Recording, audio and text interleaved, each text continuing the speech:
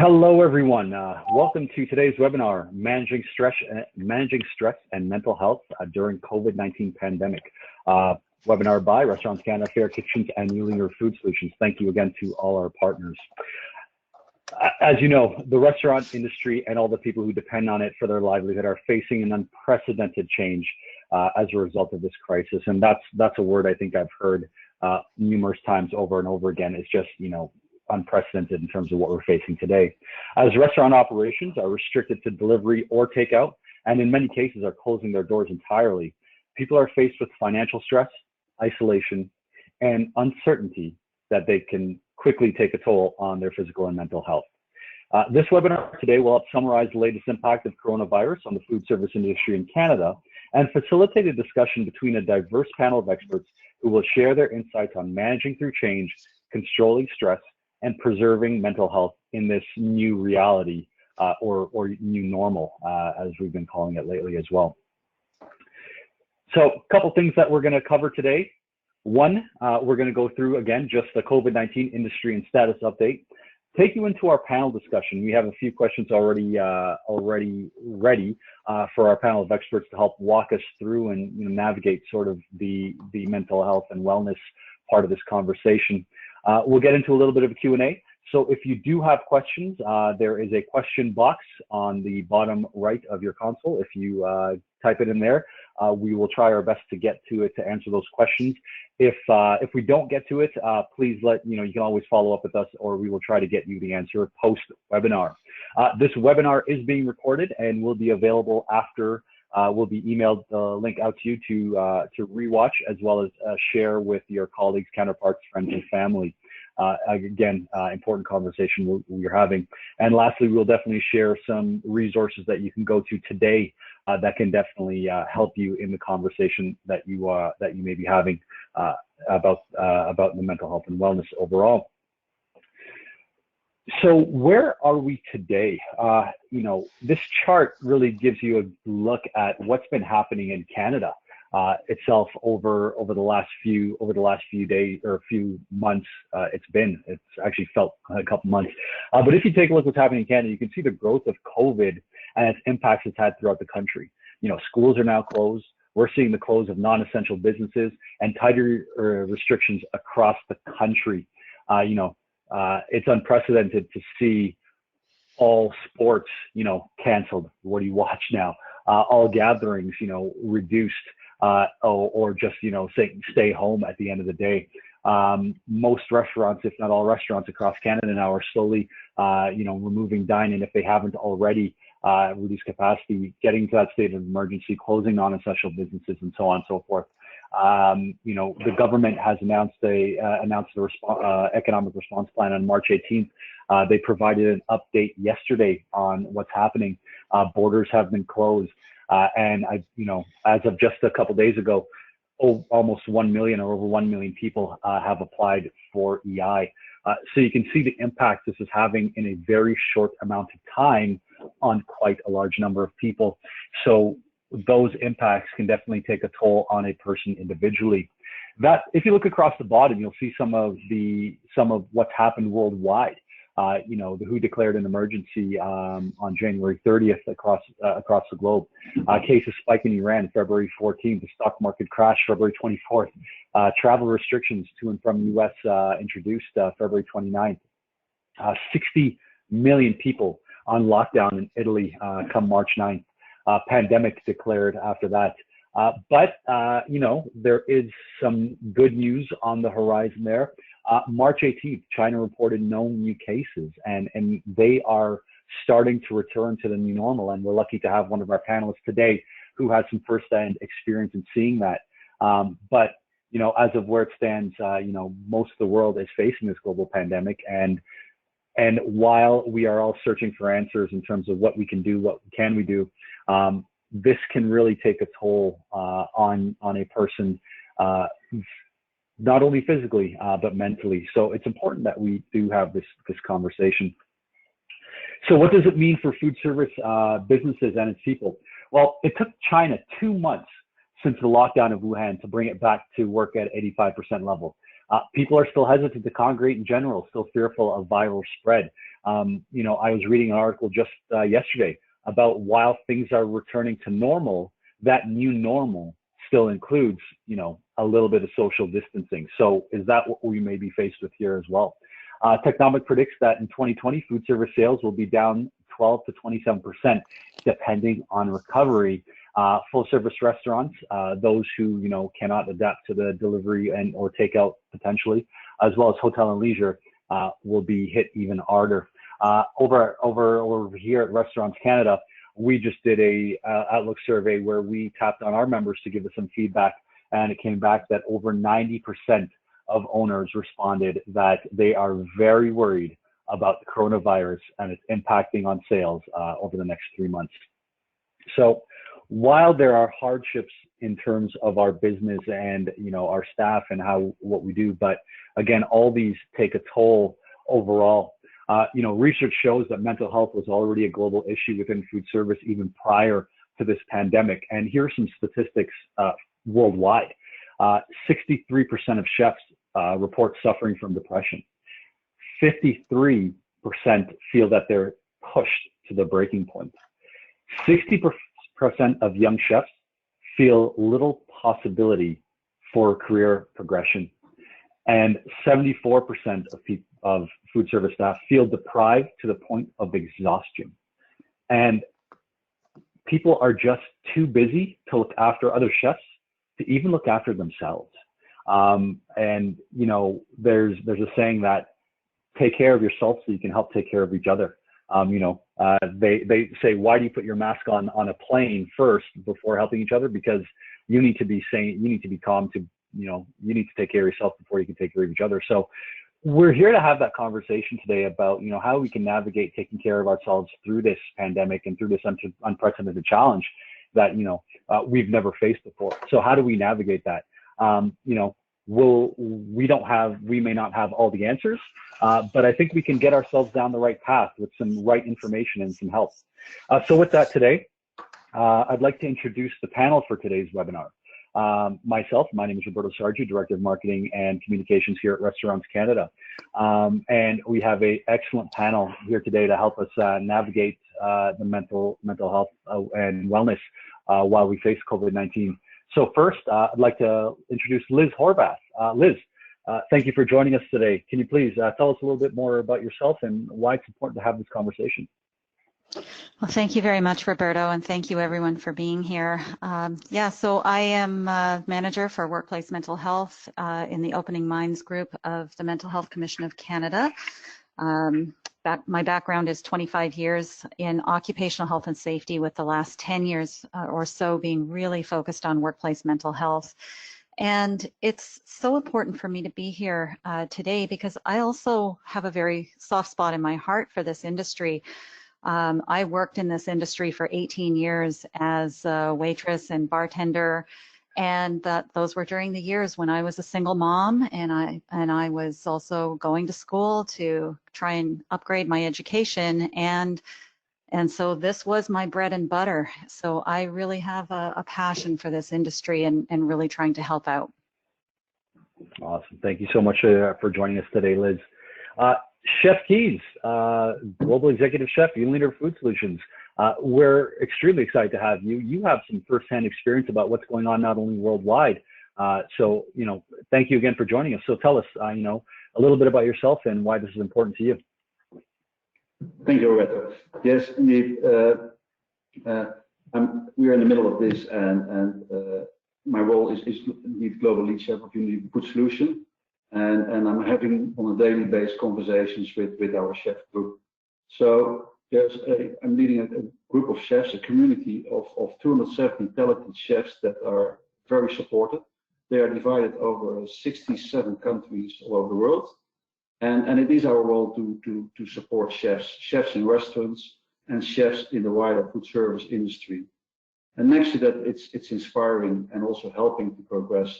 And as an example, you already took it to the front, is Fair Kitchen as a movement, fighting for fair kitchen circumstances. And this is an initiative to help the industry to progress. And I think we are all into this, and we're all fighting COVID-19 together. And I hope to give a bit of context, of perspective of what is happening in other countries in the different markets. Perfect. Thank you so much, Chef. And finally, we have Haley Van Vliet from BDO. Haley, thank you again so much for joining us today. A little bit about yourself and why this conversation is important. Sure, thanks, Roberto. Like you mentioned, I'm Haley Van Vliet. I'm a senior manager at BDO's People Advisory Services, so consulting on HR to our clients.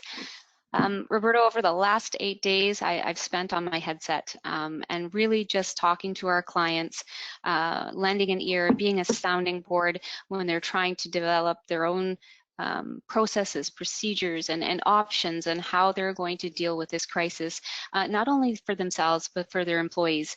And it's just been interesting to get the calls and to hear people really challenged with, what do I do not only for my business, but what do I do for these employees that I care so much about? So it's just been an interesting journey. Awesome. Thank you so much. Once again, team, thank you so much for joining us today on this panel. So let's get into it. Business and workers in the food service industry have pretty much been blindsided by the loss of revenue and jobs and stress that this has caused. It's affected all facets of life. It's reality. Now, from your perspective, what advice and insights would you share to help this community keep its sanity in this new reality? Liz, let's start with you. Okay, well, thank you, Roberto.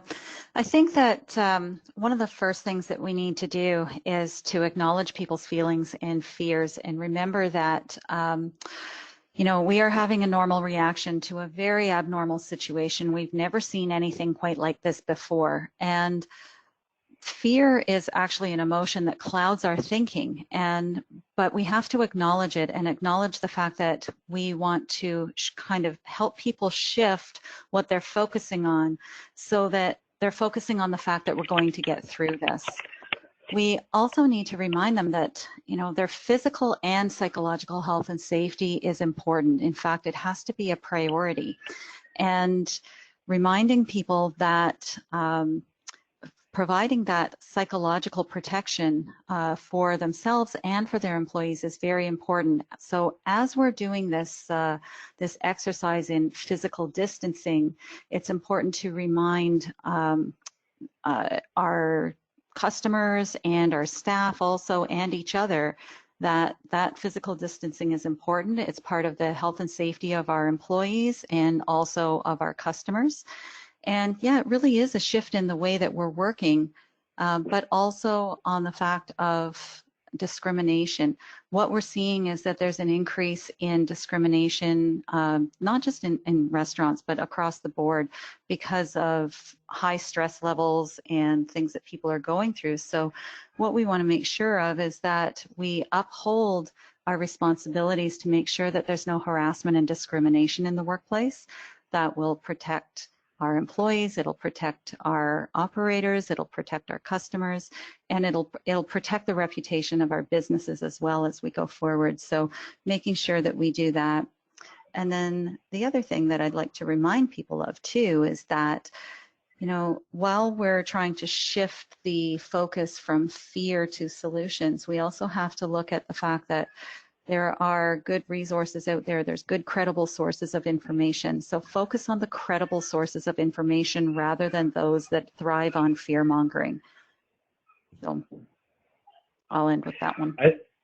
I think that's so important. We're always challenged with what's being shared on social media, through Twitter, through Facebook, through Instagram, and you don't know where that information is coming from. So 100%, credible sources to provide you the information is so right. Chef, over to you. Yeah, thank you. So I think first of all that I want to wish all that are affected and are in this webinar a lot of courage and strength. And as Unilever Food Solutions chefs, I have to say our role is modest, and we cannot solve all the big issues that you mentioned, Roberto, like losing jobs or financial issues. But what we can do, we do, and this means offering support. And as we are organized globally, we have already learned from those markets that were first impacted. And here we see these uncertain times, the personal connection, that is really super important. And the big numbers of calls I have on a daily basis with my colleagues, and seeing it coming to the country I'm living in. I'm living in the Netherlands, and in which the measures of government given, yeah, that made me frightened. And in the beginning, it made me also feel sad. So that mental shift needed to come. And yeah, we are in a super harsh situation, and we all fight, and we will get out stronger. This is what I heard from the chefs I had conversations in, and we're a bit further. And this also gave me the energy to get back and have a good start. And I think as a food service industry, we know far more than one chef on his own. And for example, if you have a burning question, where do you go? Where do you find help? Who understands your situation?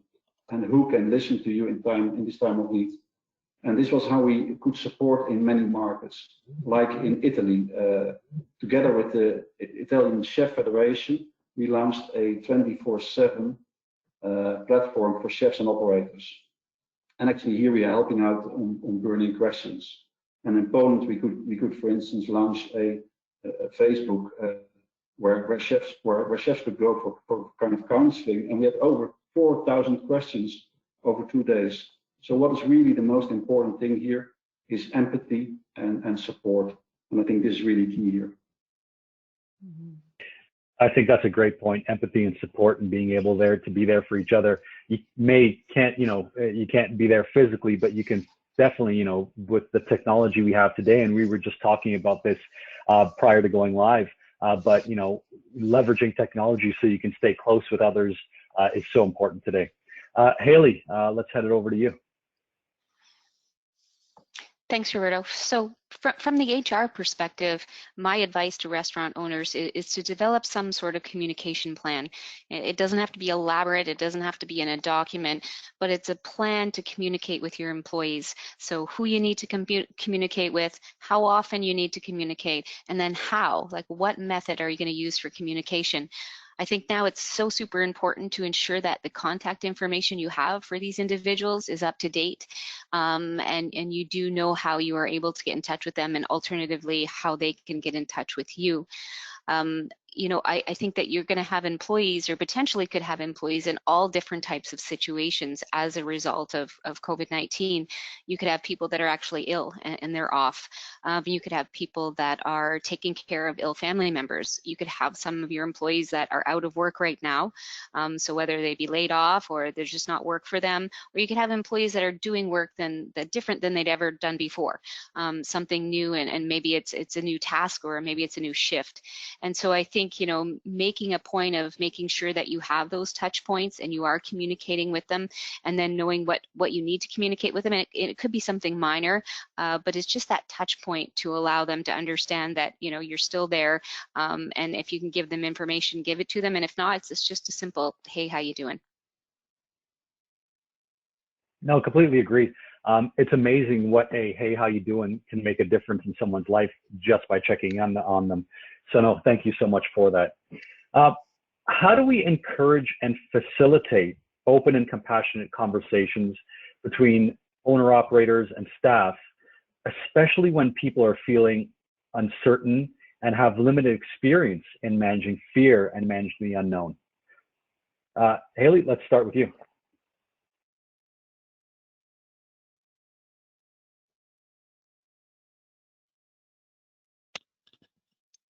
Haley, I think you might be on mute. Oh, sorry about that. So technology, right? So just wanted to address this again from maybe a bit of a different perspective, and maybe even in giving a bit of an example of this type of thing. And I mentioned in my first response about people doing different jobs. People being on perhaps a different task. And I think for me, understanding that there is fear and uncertainty in those people that are still working for you, simply because they're just out of their element. They're doing something they may not have done before. And then there may be fear, especially for those individuals that have always been in the workplace and not been out, let's say, delivering or doing other tasks like that. And just making sure that, number one, helping them with the expectations, this is what we need you to do. Number two, we're here. We're all in this together. So if you're not certain, ask questions. And first and foremost, if you're ever nervous or unsure about health and safety or what we should be putting together, then having those conversations to say, we need to talk about this. And if you have any ideas, or maybe what are the challenges that you're experiencing now that you are potentially in a different role, or doing something different, then let's talk about that, because it's just going to make things better in general. But I think, you know, people underestimate how stressful it can be to be put in a new role. You may have been working with the restaurant for years and years, but to do something totally different really can push you outside of your comfort zone, on top of all of the other changes that may be going on personally for you with respect to this crisis. It really can amount to some real uncertainty and some real fear in individuals. No, that's very true. You know, we hear of some operators who are, you know, taking to takeout and delivery and leveraging their front of house staff, which typically would work the front of the restaurant, into, you know, are you able to help us with delivery on that end? So, you know, you talk about those changing roles. I think that is so important. Liz, any feedback on that as well? Yeah, certainly. So, you know, using the technology to stay in touch and stay in contact with each other is extremely important when people are feeling very vulnerable to stress. And as Haley said, doing those check-ins is absolutely critical. And those can be done by phone, it can be done by video calls, video conferencing, but really, you know, checking in with people and understanding that there are a number of people who are experiencing increased levels of stress right now, and that stress can really play havoc on someone who is already struggling with something like anxiety or depression. So making sure to do those touch points is very, very important. But in addition to just the touch points, what you want to do also is make sure that you are providing some information to people, some leadership, to be able to say, okay, well, what are the resources that are available? Now, we know that access to things like employee assistance programs it varies, and especially in the restaurant industry. Perhaps some of the larger restaurants may have access to employee assistance programs and benefits, and if you do, you should know what those benefits are so that you can guide people to them, because there could be you know, coaching or counseling or other benefits that can help them through this time. But for organizations that maybe don't have access to an EAP program or benefits, you need to know what's available in the community, what community supports you can point people to help them through. Now, some of the things that can also help in just creating your own community too is using a buddy system to help each other through this. So, you know, knowing that some people may not be comfortable with talking about what their challenges are in a group setting, whether it's on the phone, like in a conference call or a video conference, but they may be okay with talking about their challenges like one-to-one. So using that buddy system could be very, very helpful for people, and especially just checking up on somebody that may be at an increased risk. The other thing I want to bring your attention to is that there are a lot of people in Canada who are trained in mental health first aid, and also another course called The Working Mind. These are evidence-based courses that the Mental Health Commission has provided, and we've trained over 500,000 people in mental health first aid in Canada.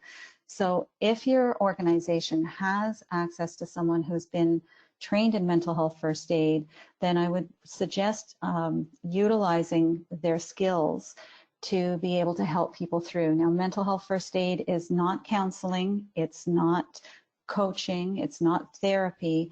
It literally is, you know, having the tools and the resources to be able to have conversations to help somebody who may be struggling in the moment, and knowing where to kind of get help if additional help is needed. If you don't have somebody within your own organization, there's probably somebody within the community, because like I said, we've trained over 500,000 people. And another thing I'd like to kind of draw your, on that same lines, I want to draw your attention to the guides. So within those two courses, there are guides to self-care and resiliency. Normally, you wouldn't get access to those guides unless you've taken the course, but the Mental Health Commission has agreed to provide those guides free of charge as a free download, and so you should have a link to be able to download those guides. One is for the working mind, so it's more focused on the workplace. The other one is mental health first aid, which is applicable to just about anybody. So please feel free to use those guides, share them, share the links, get the word out there on these guides. They can really, really help you. And, you know, take good care of yourself. Take time to you know, do some self-care, you know, get outside, get some fresh air, make sure and eat well yourself. Don't look at the news before you go to sleep at night. You need to get some good sleep to keep your stress levels down and keep your resiliency up. No, those are great points. You know, there are just things you can sometimes forget to do, such as eating well, and you know, you're stuck in your house. You know, one of the jokes I heard was, I need to social distance myself from the fridge. But it's, you know, again, it's about those little things to take care of yourself. And absolutely, I think those links and those guides are important. If we don't have them up already, we'll make sure that we send those out, and we will actually put those links to those guides on our Restaurants Canada resource page for everyone to access. So we'll make sure we definitely do get those links to all of you who are in attendance. If not, you can definitely check them out on the Restaurants Canada resource page. Those will be up. We'll make sure of that in the next 24 hours or so. Moving on, during this time of enormous stress, it's more important than ever that restaurant workers feel like they're part of a team that cares. What advice would you give employers and employees to help create this environment? Chef Keys, I'm sure you do this on a regular basis. What advice do you have? Yeah, so let's start with the employers or the operators' perspective. So providing openness and clarity gives comfort to people. So I don't think you can overdo this. So be really active and open in this. Clarity on the impact of the new situation and the effects on roles or jobs. This will give the feeling we are into this together. And if there are opportunities to continue business in let's say delivery, takeaway, or anything else, then all also can contribute. And this will lead to a quick and safe shift.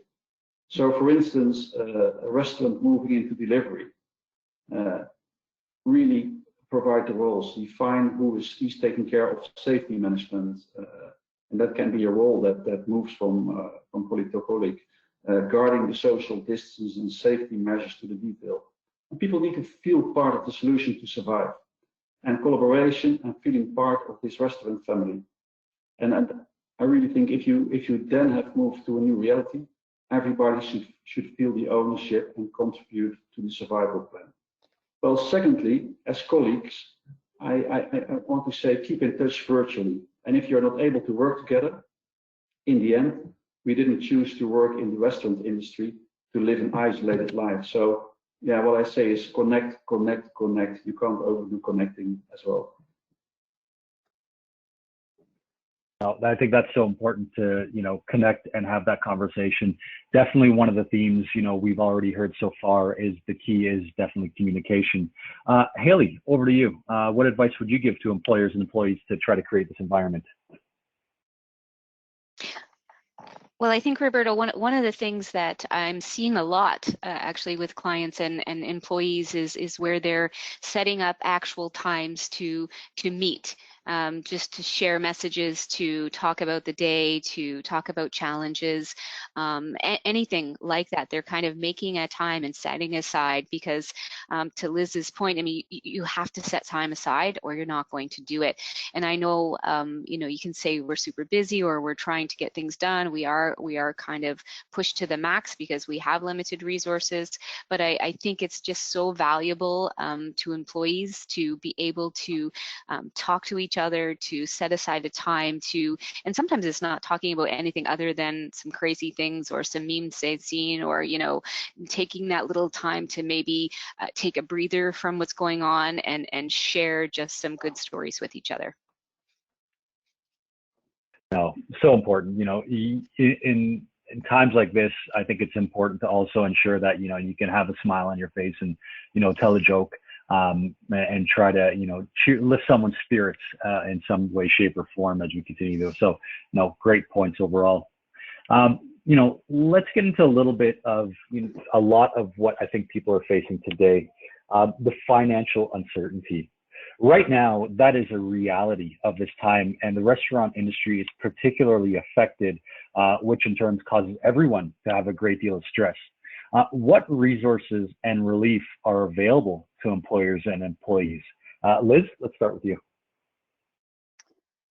Well, one of the first things I'd like to draw attention to is that if you do have benefits and you have someone who's sick, then you need to point them to those benefits. They may be eligible for short-term disability. So one of the things that tends to pop up, and I've seen this over the years in health and safety, is that when people are sick or they start to have symptoms of something, especially when they're in a job where, this is my bread and butter and I'm not sure what I'm going to do if I go off work, they have to be reminded that their health and safety is number one. So to come forward and let us know if you're having any symptoms, because you will need to go into isolation. So knowing whether you are going to go on short-term disability or whether it's the EI benefits or the emergency fund that the government is now providing is so very important. So knowing which way to direct people, they're more likely to come forward and report that they are having symptoms if they know, kind of have a bit of comfort in what the next steps are. I think that makes sense. I think part of that was what Haley was alluding to before, in not something over exuberant, but a simple comms plan could definitely help. But with that said, Haley, let's send that over to you in terms of what resources and relief are available to employers and employees. And I know that just yesterday, we had a sweeping change from the federal government on what those are. Yes, absolutely. And actually, that's the one I'll speak to, because quite frankly, I could speak to these benefits probably all afternoon. And I know we don't have that time. And there are some great resources available and some tools and some links that you can get to really easily to find out what benefits are available. But to your point, Roberto, the Canada Emergency Response Benefit, or CERB or CERB, that was introduced this week, is proposed legislation that I think that probably is beneficial to the restaurant industry, to a number of industries, but definitely to the restaurant industry. It's basically covering Canadians who have either lost their job, are sick, quarantined, perhaps they're taking care of someone that's sick. It also includes working parents that must stay home without pay to care for their children, usually due to a school or daycare closure. But the big thing about this, and it is a combination of a couple of the other programs that were introduced and now have been scrapped to be replaced with this one. The CERB would apply to wage earners as well as to contract workers and to self-employed individuals. So we know that some self-employed individuals that do not normally pay into EI wouldn't be eligible for this type of insurance, and this is opening it up to them. There is some criteria around it, and some of it we don't know yet, so I'll give you a brief what I know, and hopefully more details will come out in the coming days.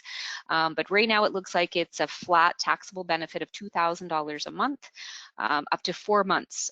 This is for workers who lose their income as a result of the pandemic.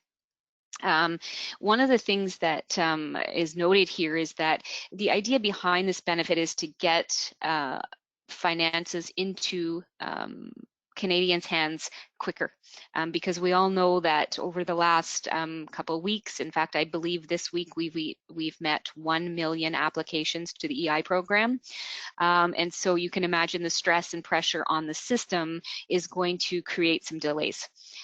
So what they're proposing for this benefit is that a portal be developed for accessing and be available in early April. Now, I did hear today April 6th at the latest is what they're striving for. And the big piece of this is that Canadians would receive their benefits within 10 days of application. That is what is being proposed right now, which would be much quicker than the current EI system, which is about up to 28 days. But I would expect that it's much longer at this point, given how many applicants they're seeing. And we'll continue seeing news of this come out over the next few days, I imagine. Absolutely. I would expect more details, simply because we are getting lots and lots of questions asking about ROEs, right? And what happens if I'm already receiving benefits, and all those types of things, I'm assuming are going to be rolled out. Perfect. And just for everyone on the call as well, again, we will have these answers as they come down on our resource page for COVID-19 on restaurantscanada.org. We will also have some of these to link to our partners who have further information and answers to help you navigate this unprecedented situation. I want to take it to learnings so far. You know, from a global and local perspective, how has the restaurant community come together in these difficult times to support one another on such an emotional level? You know, locally, I can speak to what we've seen across Canada, which is, you know, businesses coming forth to help each other. You know, there are Facebook groups being started about, you know, I want to help. And, you know, as much as I'd like to say that as an industry, yes, we need help. It's great to see the industry coming together and helping. You know, we have manufacturers of, you know, distilleries who are now making hand sanitizer for frontline workers.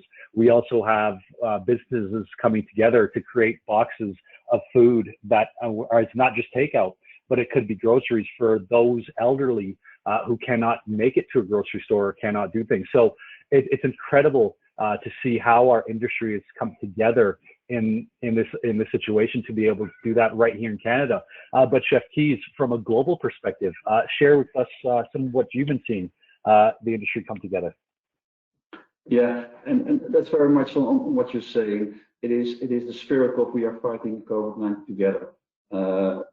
This is what we see happening on social media globally, and never seen so many posts to support each other, especially in the first period. So if it hits you, people are really caring for each other.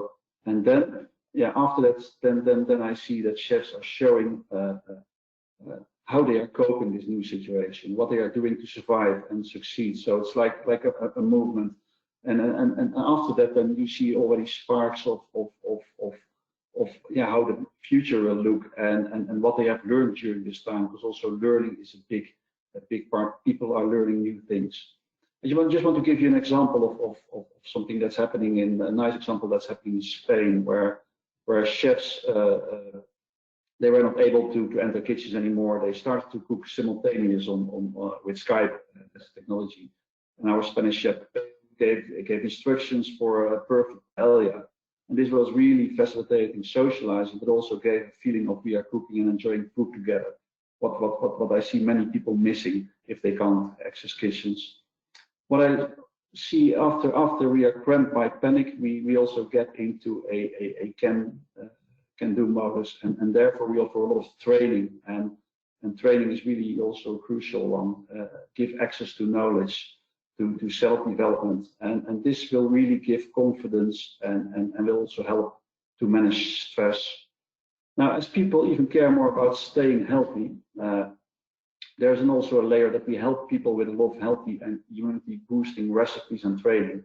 And sometimes we do that through learning systems, but also through a demo. And an example is our Polish chef who did a demo today, helping chefs in his community with healthy boosting recipes, and just a virtual demo. So there's a lot of activities happening, but it's like moving. First, yeah, depending on the situations you're in, you see a progress.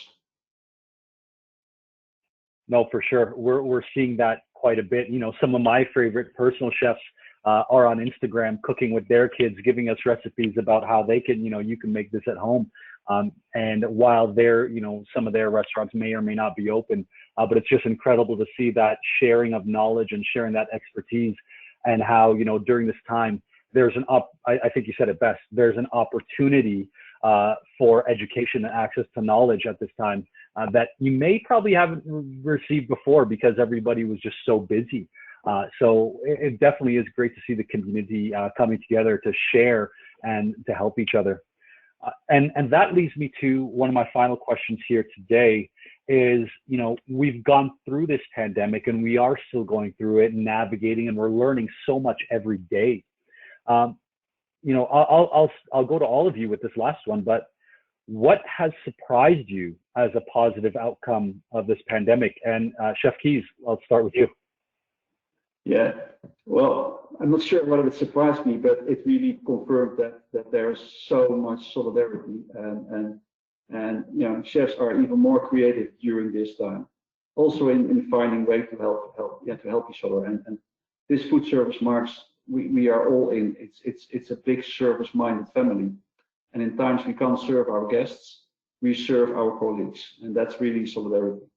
What also surprised is the creativity in finding in those new solutions. I've seen restaurants turning into green grocery stores, a quick shift to delivery or takeaway, and collaboration with retail stores to get meals sold. Also nice to mention is happening here in the Netherlands. We are partnering with horror suppliers to help hotels, restaurants, and bars to get some cash flow now. This is a lot of communication about this platform at the moment, and what it does, it offers a platform where people can buy dining vouchers. So you can already invest in a favorite restaurant. You can buy vouchers for after the crisis, so you can dine there, and that gives cash flow at the moment. And during this strange mind game that is going on with all of us, putting us in a situation that we have never been in before. And it's also good to uplift the senses. And one that is uplifting my personal senses is what I now see happening in China. And here we see the first steps of what is happening after a complete lockdown starting in Feb. And I spoke just to our lead chef Philip Lee he's based in Shanghai, and he already noticed restaurants are reopening, and so far 40 to 50% of the restaurants already reopened, and I can see that because it's now posted. Our chefs feel extremely happy to see these first signs of recovery in that market, and we do a lot of posting on WeChat, which is Chinese social media platform, and showing how happy we are that we can be together with chefs. So that's really nice, a nice way to see this solidarity come through and through all the stages of this whole process. It's great to hear, I think, for everyone that, you know, there is a light at the end of this tunnel, which is incredible to see. And just to hear those stories of restaurants reopening and people starting to come out, it just, you know, points to the fact that, hey, you know what, we will get through this together. Haley, what has surprised you as a positive outcome about this pandemic? Well, Roberto, I don't know if I would say I was surprised about this, because I deal with some great restaurant owners and businesses in Ontario right now. But what I have found just completely heartwarming is the fact that I'm getting calls from owners that are challenged themselves. They're struggling themselves. They're wondering, you know, what's going to happen to them personally. But at the same time, they're asking me, what can I do about my employees? What's available to them? What are my next steps, so I make sure that they're taken care of? And that's just for me, such a positive, such a wonderful thing to see employers still looking at this with that employee lens, and still wanting to make sure that in some way, shape, or form, even though for the most part these programs are government driven, and really the employee, it's on the employee to go and apply for that. The employers are still wondering, you know, what can I do? What information can I give them to make this easier for them? No, I think you're right. I mean, I've spoken to a number of operators over the last week, and the majority of the questions have been, how can I take care of my people? Which is incredibly heartwarming. You know, we are an industry where it's an honor to serve, and it's great to see operators, you know, doing the best they can to serve their staff in the time of need. Liz, I'll close it with you. Yeah, I just think I echo. I mean, I think that it's been wonderful to see just the creativity and heart that people have stepped up to the plate with. And just how quickly we're able to adapt and adjust to things when we really, really need to. I think probably one of the things that has really surprised me and I do look at this as a positive outcome. I mean, obviously a pandemic is not a positive thing, but what we've seen is that there seems to be a realization that essential services are more than just EMS and police and fire and hospital workers. They are absolutely frontline essential service workers, but keeping food flowing to the masses is essential, and the restaurant industry is part of that. And I think there's been a bit of a realization and possibly even a respect that people have for this industry that says, wow, thank you for keeping us fed, and being able to do it in a way that is ingenious and innovative, and that maybe many of us had never thought about before. No, I think that's a great point to end on, Liz. Thank you so much for sharing that. Yep, like I said, it's incredible to see some restaurants, put together these pantry boxes to help those who cannot get it themselves. Those who are providing food to frontline workers, those who are donating what they can to those in need at this time. It's incredible stories as we navigate this. As we come to the close, I just wanted to share a couple of resources that we mentioned earlier with you. As it says on the screen, feel free to screenshot with your phone. If you don't get a chance to, please do not worry. We will ensure that we get this information over to you. But as mentioned, our Restaurants Canada COVID-19 page has resources, information, including those which we spoke of today. If they're not up there, we'll make sure that they're up there in the next 24 hours or so. You'll see the Mental Health Commission of Canada, the Self-Care and Resilience Guide, which we spoke to earlier. We'll make sure that we do get these links tweeted out and shared on our social after this webinar as well.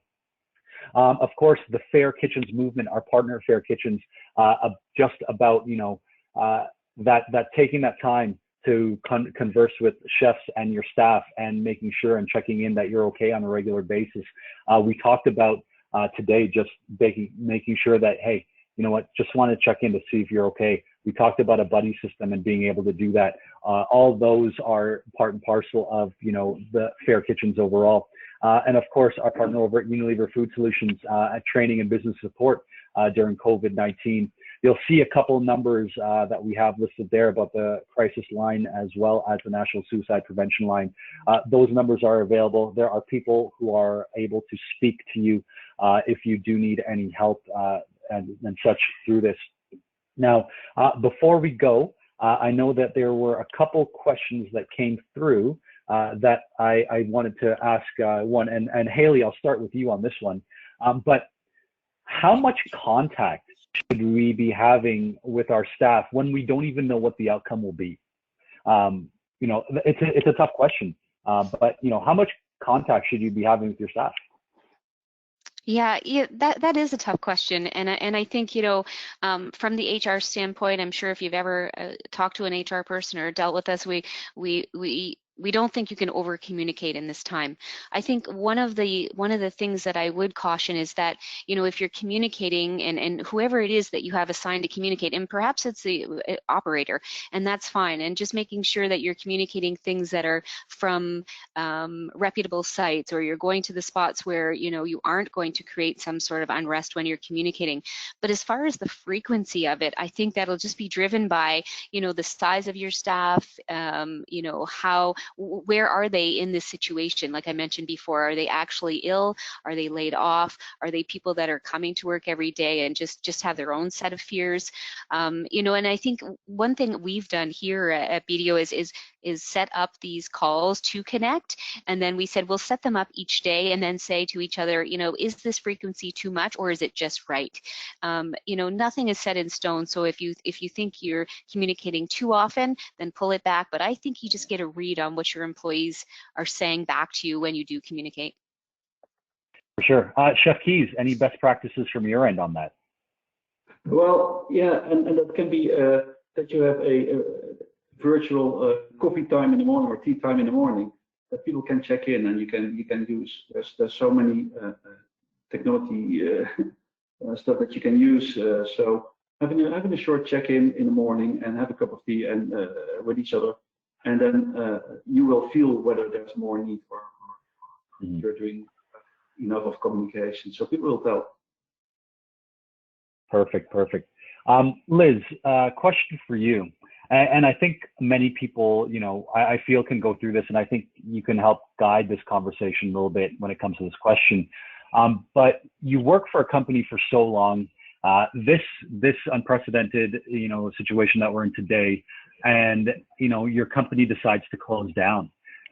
That impacts you, especially if you've been at a company for a long time. Do you have any guidance or even recommendations on where you even start to how to deal with the fact that I'm no longer employed?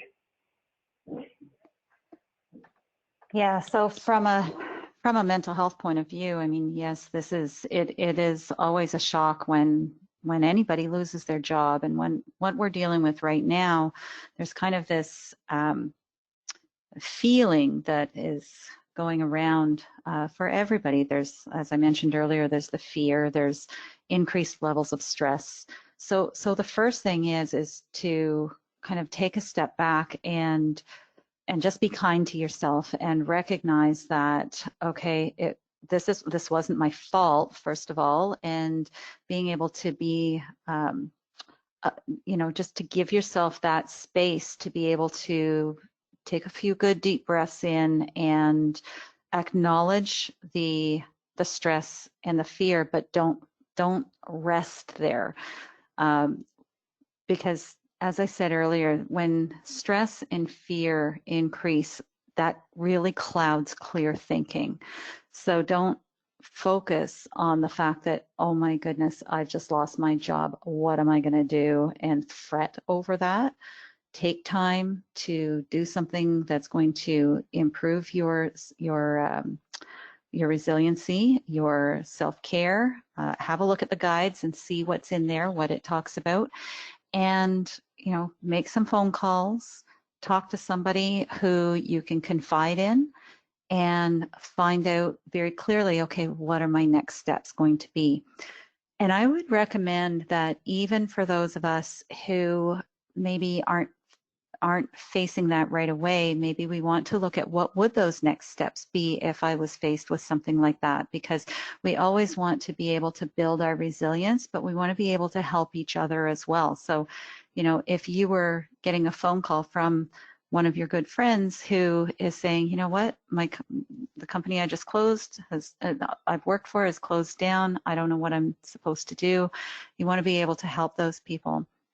But again, if you can reach out to somebody with mental health first aid, that may also help too, because those feelings of stress and those anxious thoughts, it can be difficult to work through those. You want to be able to work with somebody who knows how to kind of use the right language and talk you through it, and be able to point you in the direction of the resources that are available for you.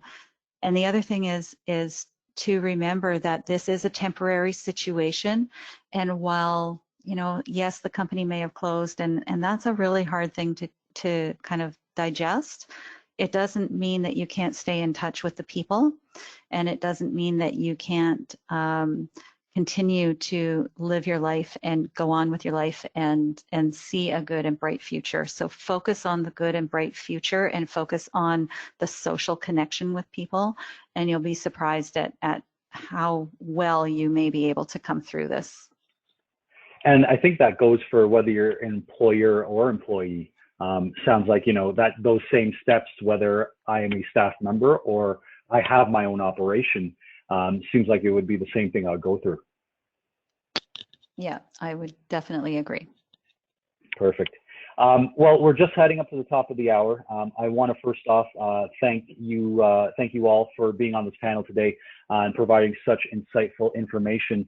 It's about sharing compassion, empathy, to support one another at this time. That personal connection, have that buddy system we talked about. If you're an employer or a business owner, look at a comms plan.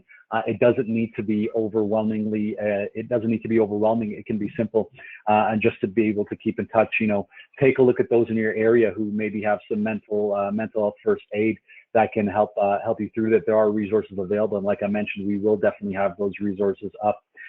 So once again, I want to thank our entire panel for being here today, taking the time out to have this incredibly important conversation. And I want to thank all of you who have taken the time out of your day as we navigate this unprecedented situation of COVID-19 to take some time out for yourselves. Hopefully there were some takeaways here, some resources for you so you can help yourself as well as help others. As I mentioned at the top, this webinar is being recorded. We will definitely send out the links with resources and continue to share. So thank you all. Please stay safe, wash your hands, and know that we will get through this. Thank you very much and enjoy the rest of your day.